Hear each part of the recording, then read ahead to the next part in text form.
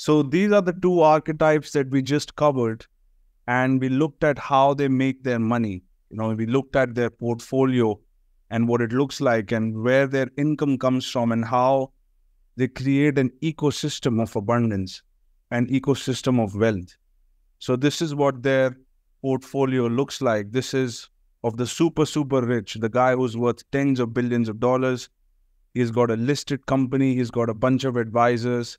He's got a CEO managing the portfolio. He uses the money from the stock market invested in his company, because it's a publicly listed company, to acquire several big assets. He uses banks to buy these assets from another rich archetype. And then he controls celebrities and media to sell more and more products and services which are linked to his assets. And that's the entire ecosystem where the public is, giving all of this money in exchange for products and services. And this is where the rest of the archetypes live. So this is where the small-time employees, they are positioned.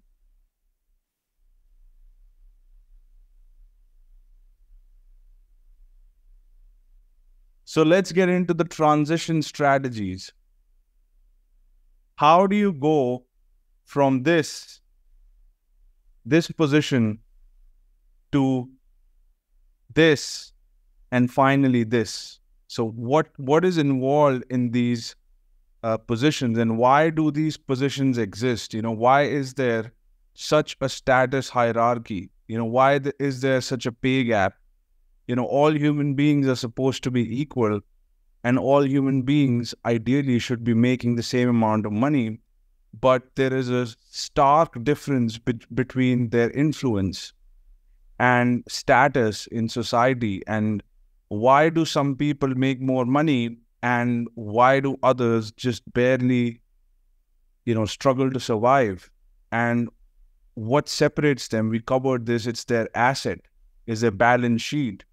And it's not what the accountants and lawyers say in what's in the balance sheet, but it really how they produce the income.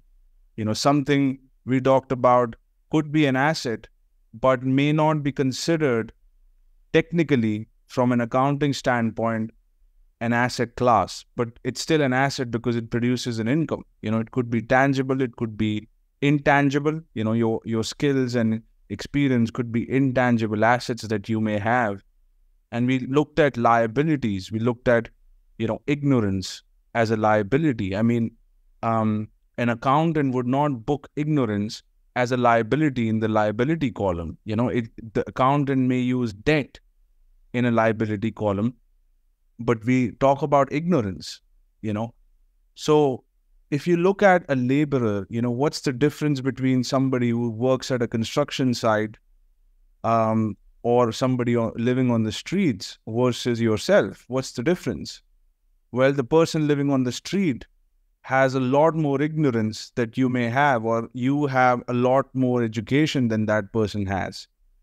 You have been to a formal school, you've been to a college, and that's exactly what separates. So it's not really, they're not a different species. So you're the same species, but one is more ignorant than the other.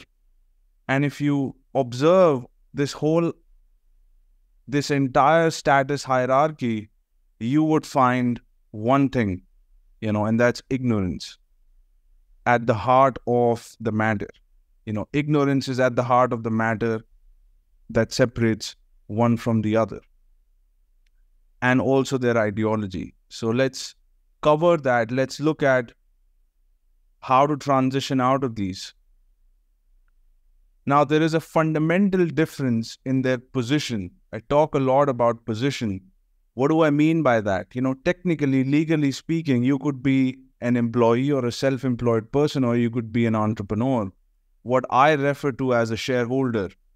You always want to be a shareholder. You never just want to be an employee. You want shares in the company. You want ownership in the company that you get involved with. And typically this happens either if you're a very senior executive, somebody like Sundar Pichai, who is the CEO of Google, well, he's not just an employee, he's also a shareholder of the company. I'm sure he has some stock options that are worth billions of dollars. He's a billionaire actually, and his net worth doesn't come from his salary, it comes from his ownership.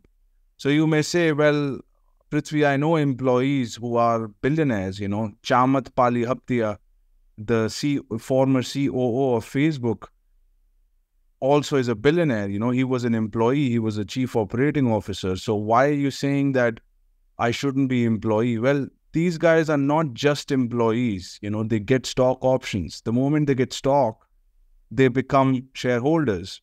So the people here on the right are at the shareholder level, and people here are not. They just have a salary compensation, they receive an income, and that's it. But here, people have an asset value. They have ownership in the companies, and those shares have a lot of worth. So that's what makes them rich, and particularly these two have a lot of equity in a lot of companies. So that's the really magic word that you want to take from this is you got to be a shareholder. You got to be an equity stakeholder. So let's look at how to transition out of this. And first of all, let's look at the source of the problem here. We talked about the ignorance aspect.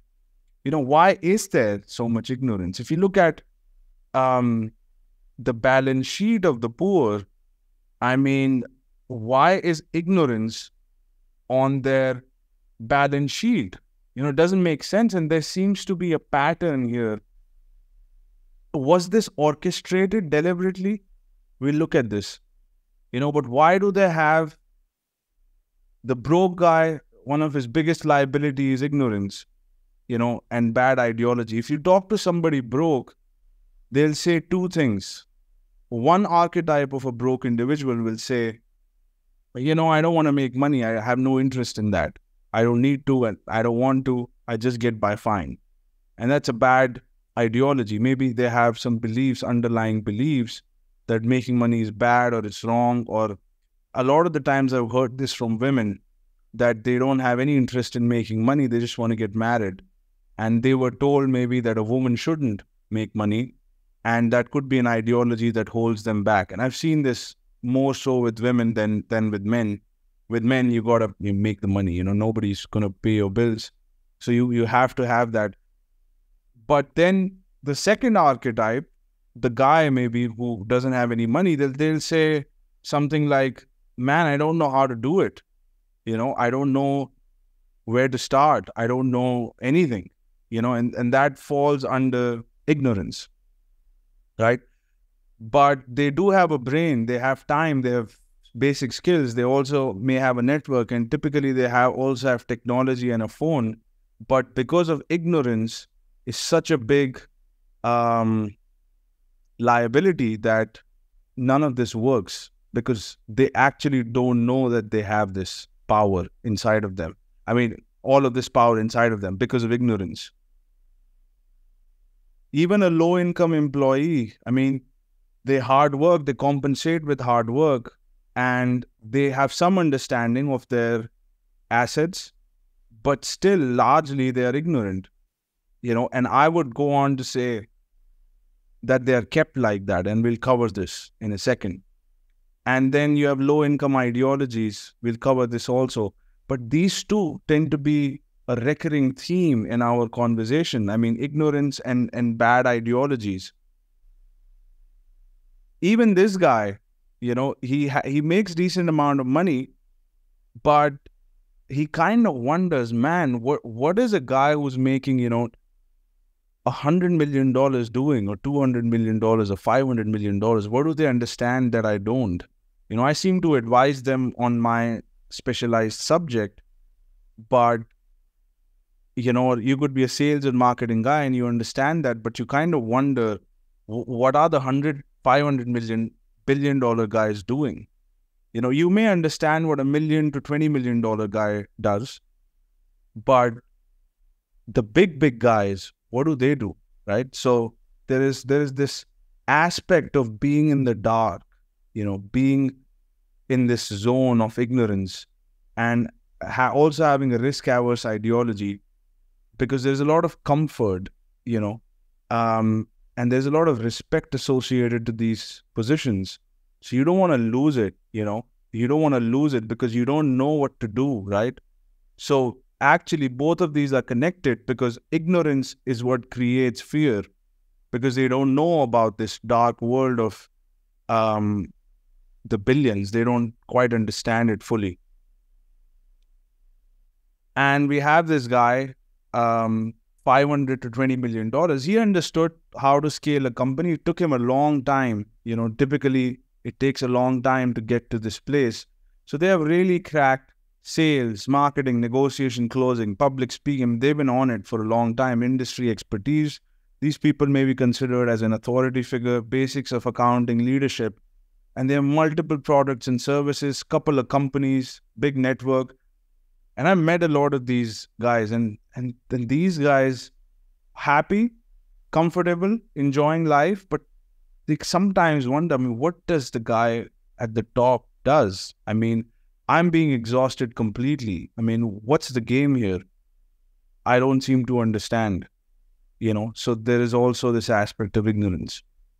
And then you've got the celebrity, you've got ignorance, unhealthy ideologies, fame a lot of the times can be unhealthy. Distractions, bad habits, and unstable personal life. Fame is extreme power. And if you have a lot of power and on top of it you have ignorance, you get into a lot of trouble. So we'll look into this. So to understand this liability, ignorance, you have to understand the influence the rich have on the society. The rich control the flow of information. Ladies and gentlemen, the rich control media. They control the flow of money. They shape public opinion. They control education system. They have all sorts of control over all forms of narratives, messages that are sent out through influential individuals. They have control over laws and rules. They fund elections. They essentially indirectly control public opinion, and hence they control votes, and they control politicians through funding their elections, and they influence policies, and they bend the rules. They bend the rules. They influence them. And they also control fundamental commodities. We'll talk about this a little bit later. This is beyond the scope of this conversation, but we'll cover the rest. So let's look at this.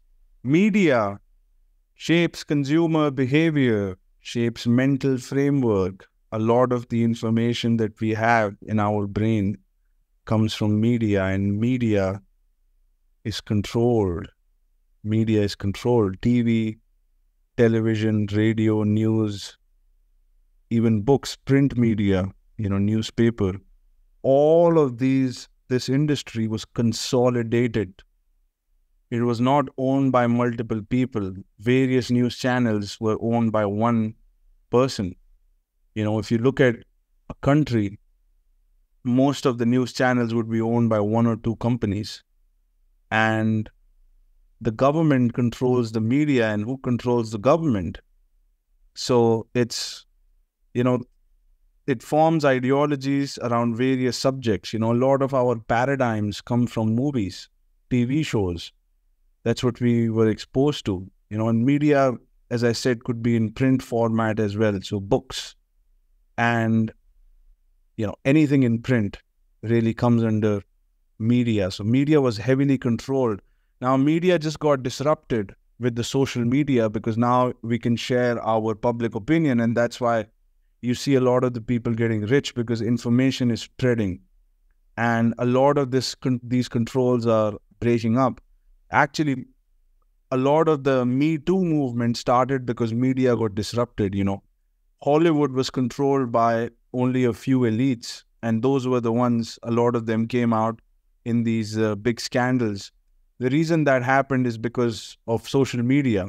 Thanks to social media, people who were victims, they could come out and they could share what was going on, and they had a voice. Until the social media didn't come, you don't really have a voice. Where are you going to go and share your story if everything is controlled and you are part of the circle? I mean, these elites are part of the circle. How can you speak against them? You need a channel. You need a channel to speak against them. So if all of the media is controlled, then you can't speak against them. But today, thankfully, this has gotten disrupted. But for a long time, and that's why information is spreading. That's why the information I'm sharing is spreading, is because media has gotten disrupted. And there is an opportunity in this segment, but you need to understand, you can't just look at what's happening right now. You have to look at what has been going on for decades. For decades, media was controlled. Print was controlled. The kings used to influence the books that were written. Even today, you can't just write a book about anything. A lot of the regulatory authorities will check, what is being published to the public. You can't, for example, write a book about how to create weapons and all of that. You just can't do it. It's going to be illegal. So it's highly regulated by the government, and it's also controlled. So flow of information is critical. Next, education system. The government regulates the education system.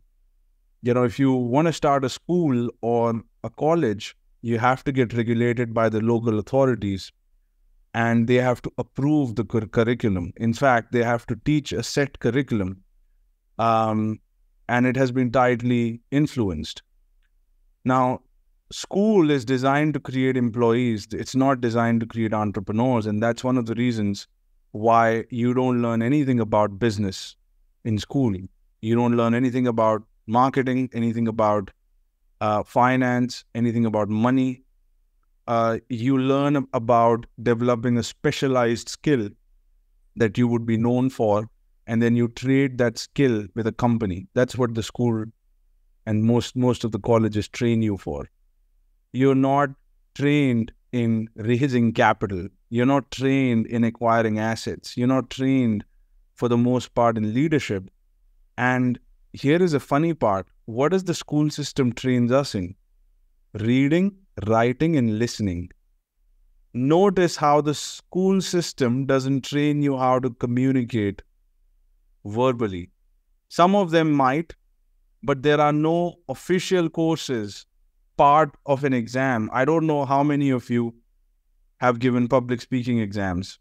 Maybe some of the schools have it, but most of the schools, they teach you how to write, listen, and obey.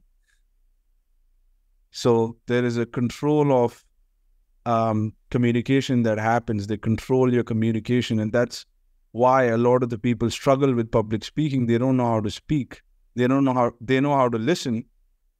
They know how to write, but they don't know how to speak. So education system is controlled, and information, what is propagated in education system, is controlled. Next, religions. Kings, if you study history, religions have been influenced by various kings. Kings used to influence the religious books and religious leaders. Niccolo Machiavelli talks about this in the book The Prince. Robert Greene talks about this as well. And religions have not been completely independent. They saw that religions have a lot of authority. They gained a lot of authority. And had a lot of influence on people, and whatever, anything that has influence on people, the rich inevitably took control of it. This is happening since the beginning of time, where people in power would change the text of the religious books that people held sacred to influence the public. So over the years, and I'm a student of history, over the years, this is a pattern that books that were thousands of years old were either destroyed or manipulated, changed. Content was changed. If I have to send out a message, if I'm an elite living in 1700s, if I have to send out a message, if I want to influence the public, I'm going to look at what they read. And if they read religious books, well, I could influence the books, and I'd indirectly influence the public. So religion shapes fundamental behavioral patterns and ideologies. Any form of guilt, shame, and fear around money money and sex comes from ideologies. So comes from these ideologies, but mainly around, we're talking about money right now, but mainly around money. A lot of the religions, they talk about against money and power, right? You shouldn't get into power and money. Well, who wrote that? Who wrote that? So we'll talk about this. Laws controls and shapes behavior. I remember I was in the UAE and my girlfriend had just come to visit, and we were kissing each other and we were arrested. I mean, we were just taken to the police station and given a warning. Nothing really happened. But you don't see a lot of the people making out on the streets in UAE. But if you go to, for example, Brazil or Europe, you would see a lot of that. So what is that? That's behavior is shaped by laws. I mean, you could feel it in the air when something is too restricted and constricted. This is the reason why people travel, is because you get to experience different laws. And you will notice that as you travel, you'll explore different dimensions of who you are, your mind, because things are controlled by laws. And when you travel, your mind opens up. There's a saying, I think the Dalai Lama said it, that you should travel 1 to 2 places every year, new places, because one of the factors is the law. Behavior is shaped by law, religion, media, and the education system. Finance. Finance shapes behavior. How do you decide where do you live? The first factor is almost always finance. Rent, food, all of this shapes behavior. What do I buy? And the rich control finance, money. Where do I apply for a job? It's usually financial factor. What job should I do? What career should I build? Finance is a factor. So the rich control the flow of money, flow of finance. They know how to use banks. They know how to use financial instruments, which, by the way, general public is not trained in how to use those financial instruments. The rich understand. Have you ever wondered why the subject of finance is so complicated? If you start to, listen to it, the words are very technical. Why is that? Why is there so much confusion around money? Why? I remember one of my clients recently was reading a person's background, and he told me that I feel confused. I don't understand. And I wrote down a reply, and I said, it's by design. It's by design that you don't understand the background of the person. That's the way he has written it, so that you don't understand it, and you give the person the benefit of doubt. So there are no coincidences here, and there are no accidents. If you don't understand the subject of finance, there is a reason for it. And if you feel guilty and shame around the subject of finance, there is a reason for it. If you don't want to make the money, there is a reason for it. If you don't think you deserve the money, there is a reason for it. Those are ideologies planted in your brain to not want it, to not understand it, to not value it, so that you're out of the way and you can be controlled, and the rich are benefiting off of your ignorance. I mean, think about this. You are somebody super famous and you're super talented, but your talent actually is pretty easy to obtain, and you're making the most amount of money. And if you share about that talent, you are going to create, and how to get that talent, you're going to create a lot of competition, and your position is going to go away. Would you share that talent? You wouldn't. And it's the nature of power.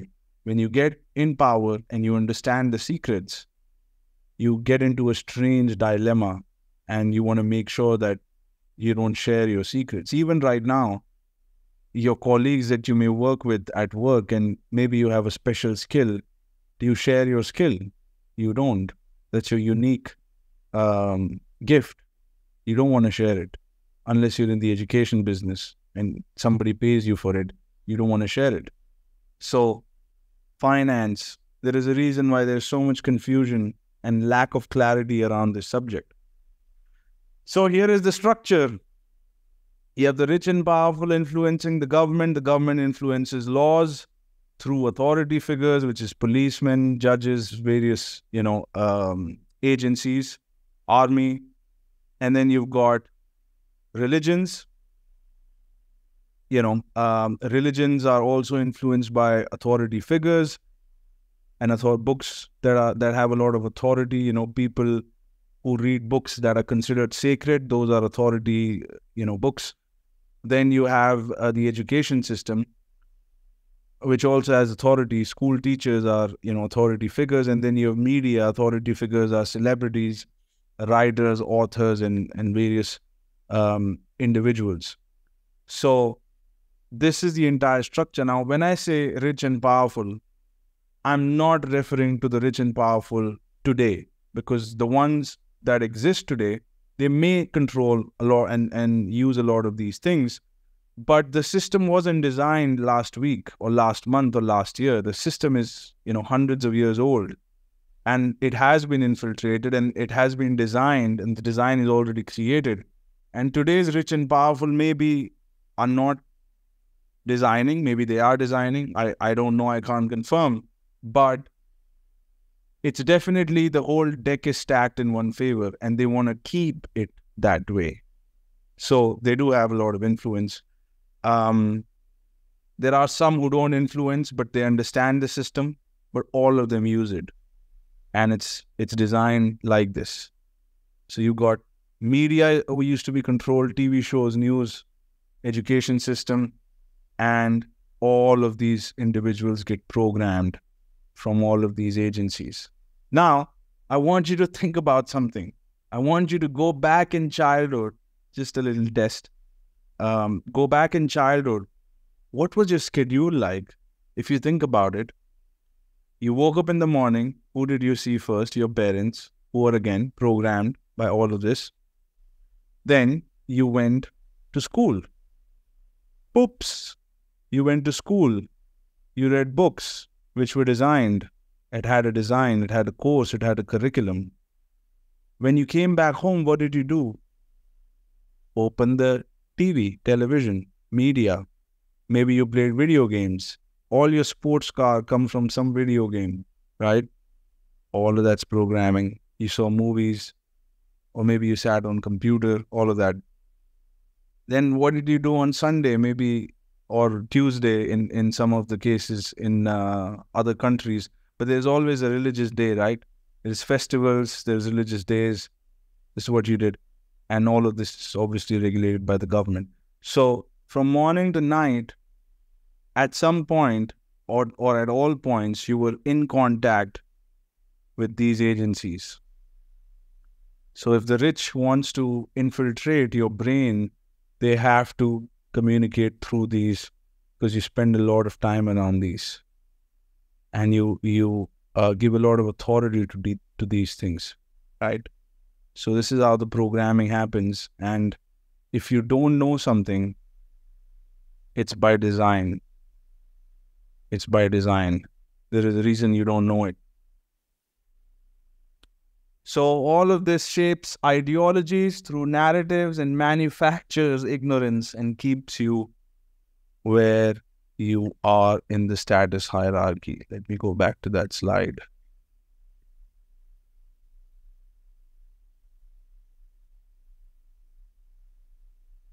Your ideology and your ignorance keeps you in the position that you find yourself in. It's by design. It is by design. Okay. This is the motto. Keep him stupid, keep him poor. That's the motto, unfortunately. Now just think about it. If you are this person, do you want to share how the companies are being listed? Do you want to share how you're acquiring?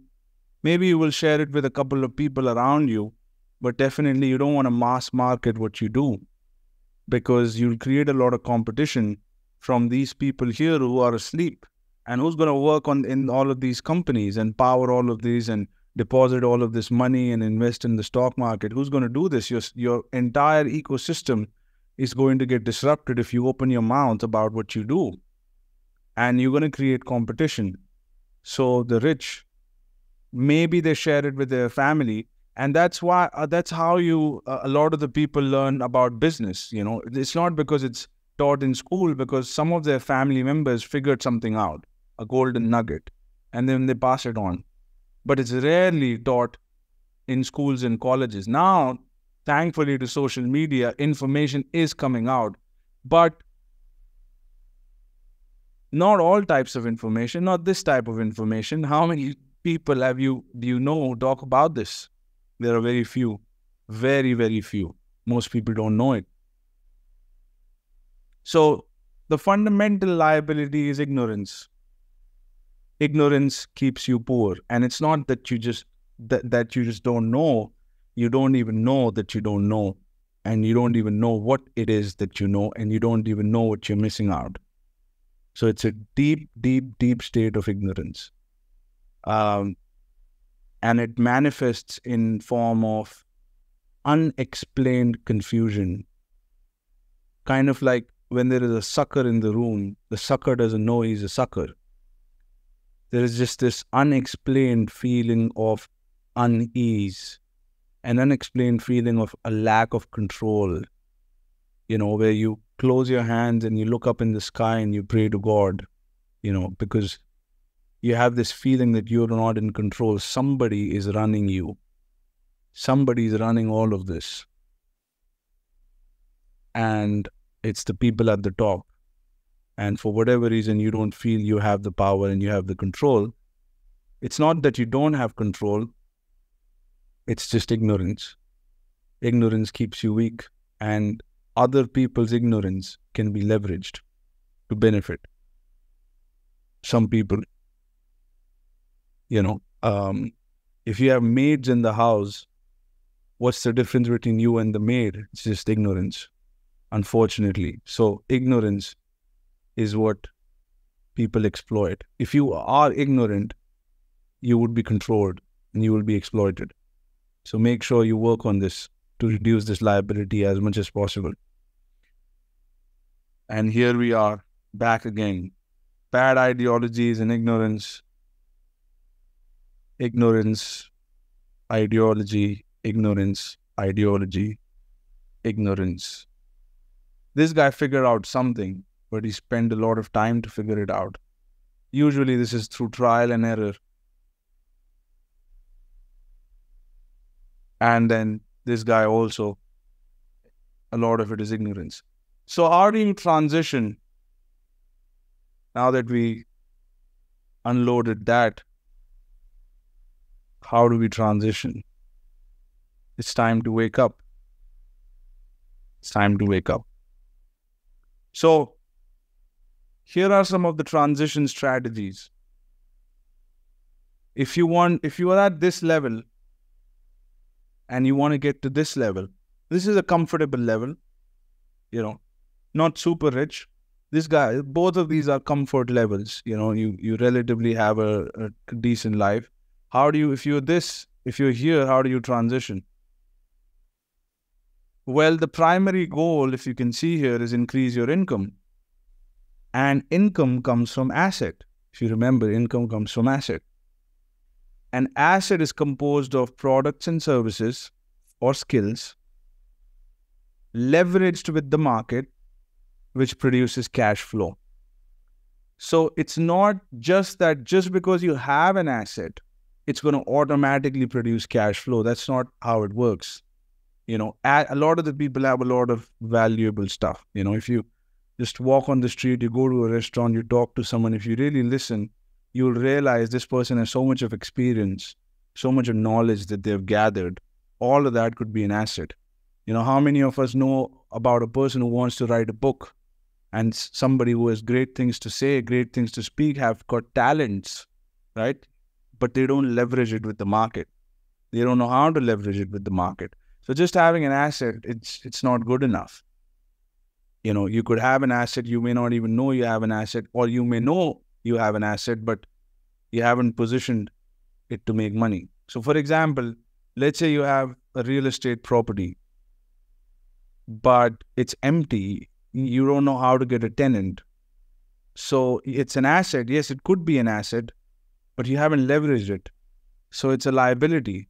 It costs money to keep this real estate, but you haven't leveraged it. How do you leverage it? Well, you have to get in communication with the market. You'll have to find out how do you market this property. You may have to click some pictures, post it on some places, and then the market would find that property, the market that values it. It's important that the market values the asset. And that process is sales and marketing and communications. You take the asset, take it to the market, and what you have is cash flow. So products and services composes an asset. Asset leveraged through sales and marketing in a market produces cash flow. So this is a simple structure of how do you produce income. Now you may say, well, I have a job. I'm not really into sales and marketing, and I never use sales and marketing. Well, the CV that you have is a sales document. The degree that you have is a sales document. It's just words on paper. A certificate is just words on paper. It's a sales document. And the way you write CV is actually copywriting. It's an aspect of marketing. So it's just, if you just write, a bunch of words and you put lines around it and you call it a CV, it's a marketing document. So you did engage in a sales process. But then you say, okay, maybe I made one sale when I was getting a job. No, you didn't make just one sale. You made one sale and then you made another sale the next day when you showed up on time. Then you made another sale when you did the work diligently. And then you made another sale when you were dressed up properly. And you made another sale when you built a relationship with the boss. So it was a series of sales processes. Then you understood what the boss likes. And then you started to deliver that. You were sincere. You demonstrated your character traits. Maybe you built a relationship by telling some stories to the boss.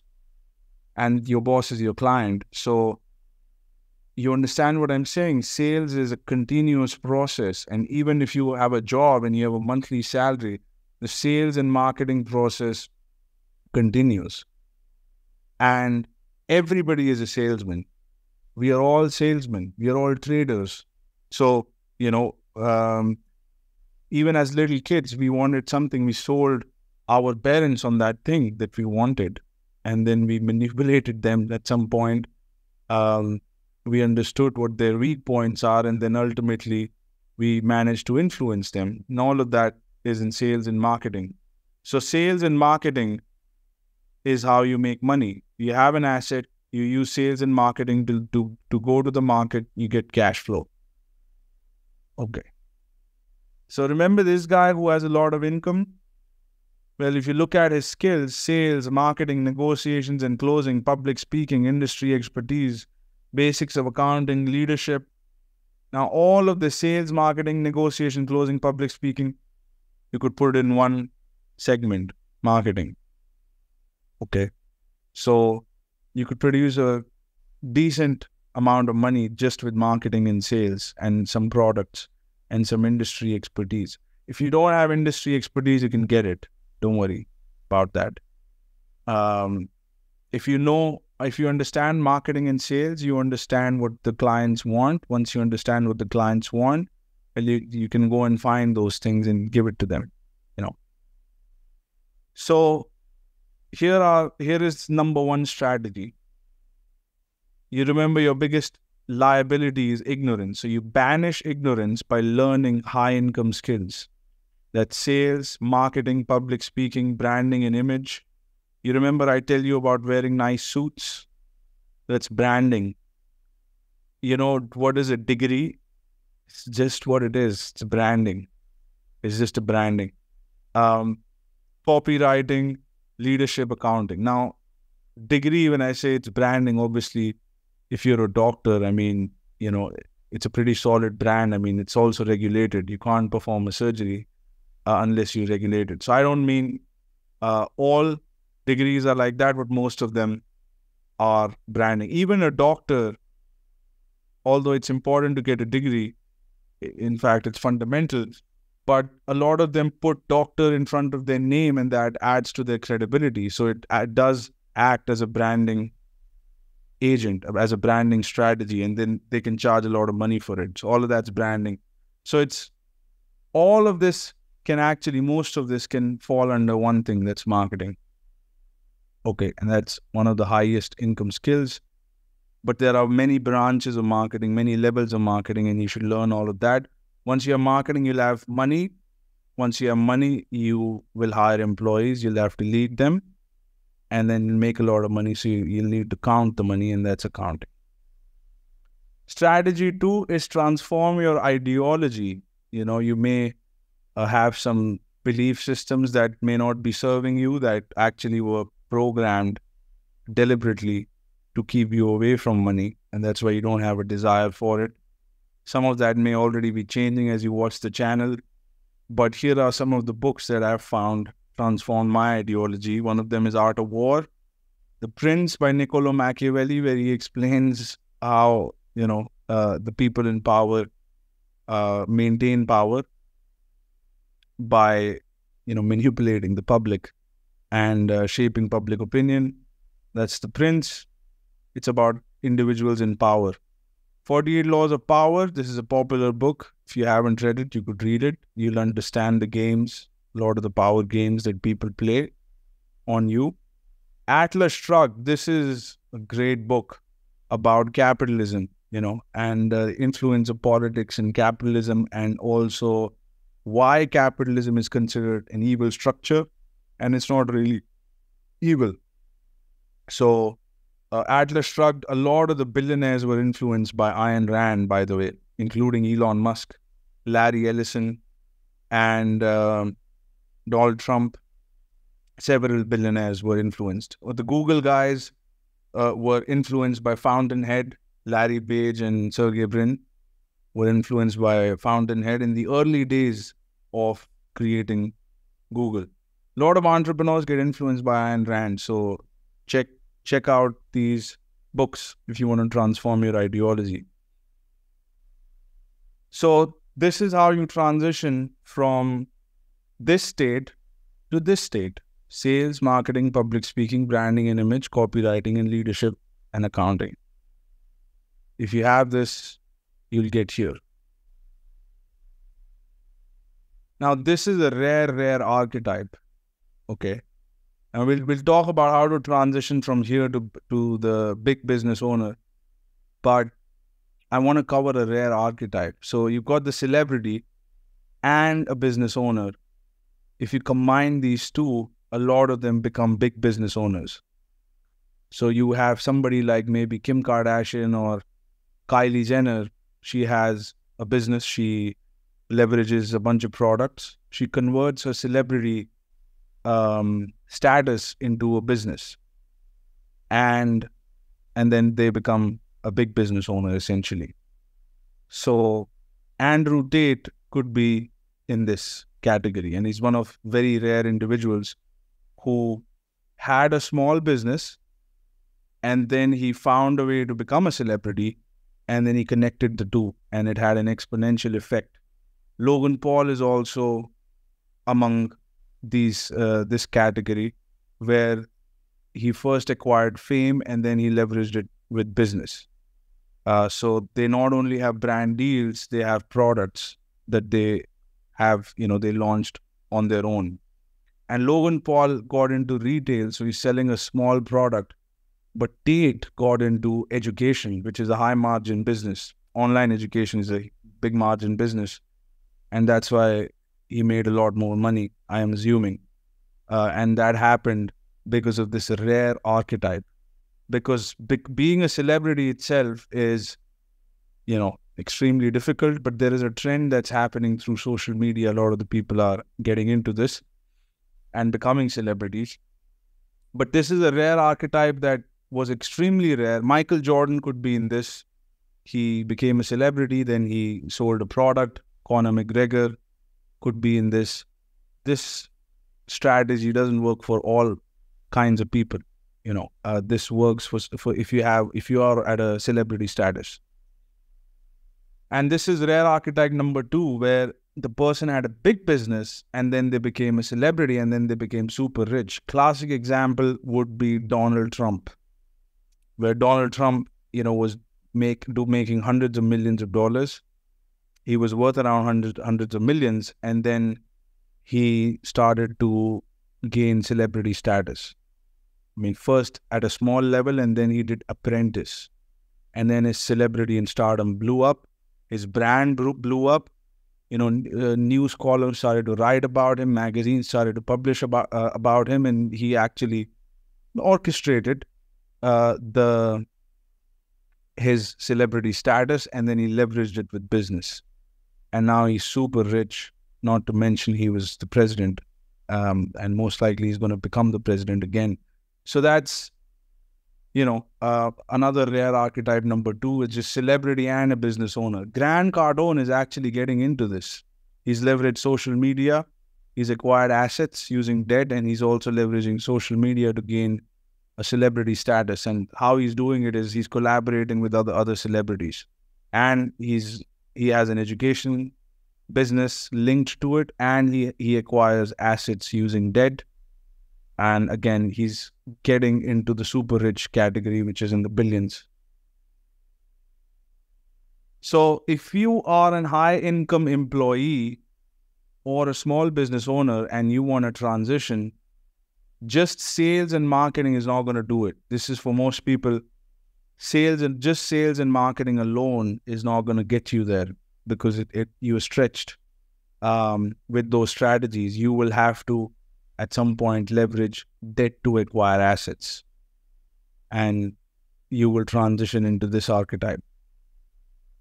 The big business owner.